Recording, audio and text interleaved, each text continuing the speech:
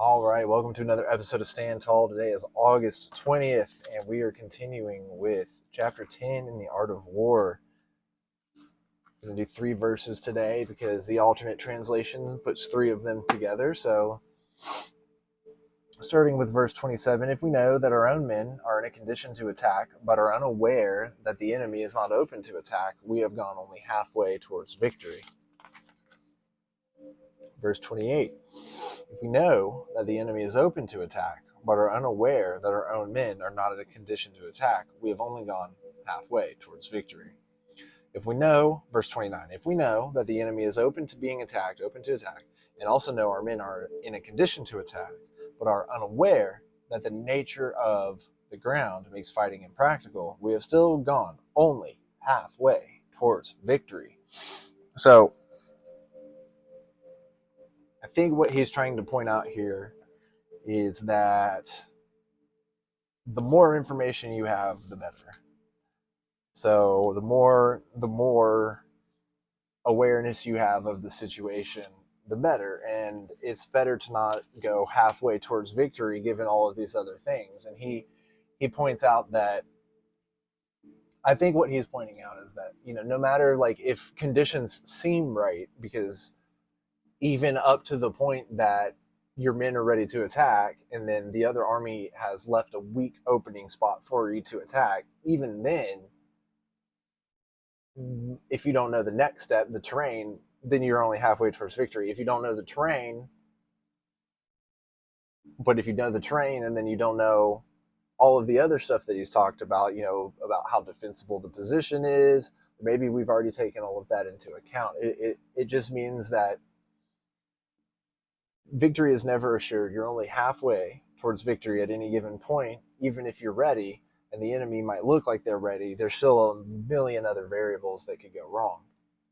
Let's go to the alternate translation and see what Wang Chi says in response to Master Sun, who says, if you know your soldiers are capable of striking, but do not know whether the enemy is invulnerable to a strike, you have half a chance of winning.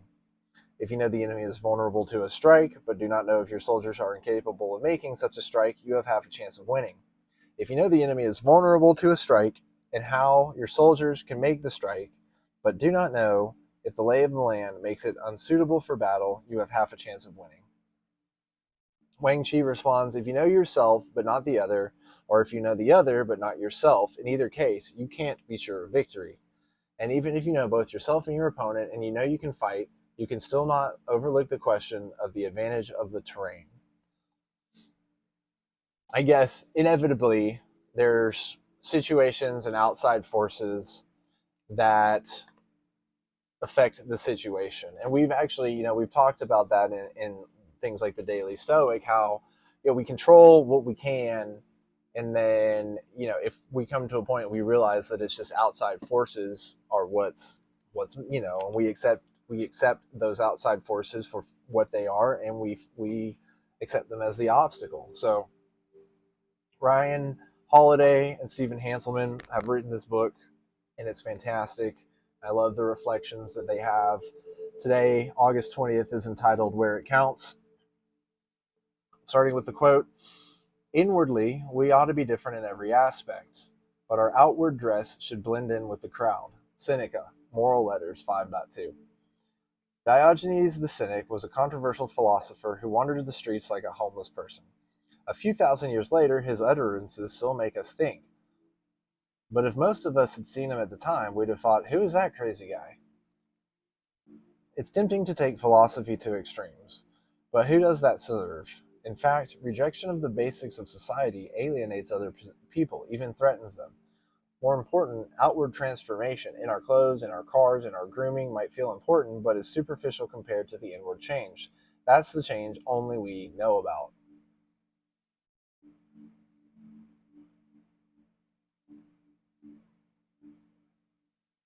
Inwardly, we ought to be different in every aspect.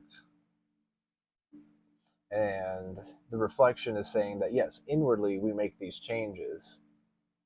And then out, so it is this kind of like know yourself, know the other. And I think that if we couple that with the Sun Tzu mainly Wang Chi saying, if you know yourself but not the other, or if you know the other but not yourself, either case you can't be sure of victory.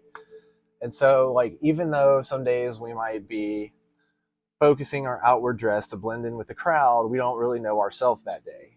And days that, we ought to be different in every aspect with ourselves, we don't know outwardly how we're going to be accepted because, like he says, like who is that crazy guy is what we would have thought about, seeing something like that. So, and again, it's tempting to take philosophy to extremes, but who does that serve? I mean, that's a great opening line.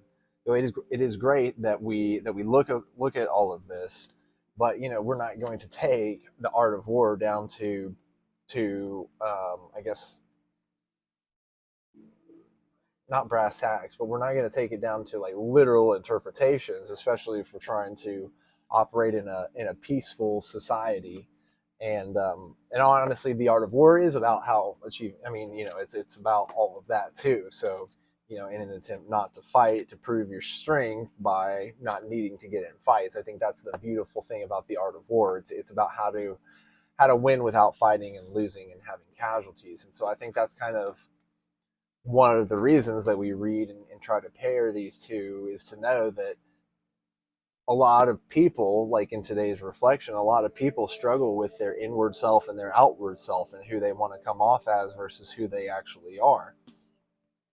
And with the art of war, a lot of times the terrain of the culture around us, even if we know ourselves or we know the culture, a lot of times this creates two dividing lines.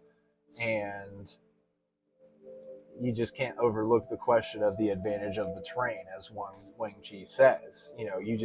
The culture is strong. The culture is why we lost the war in Vietnam, and so it's like it's this culture, these culture battles, and so that's what I think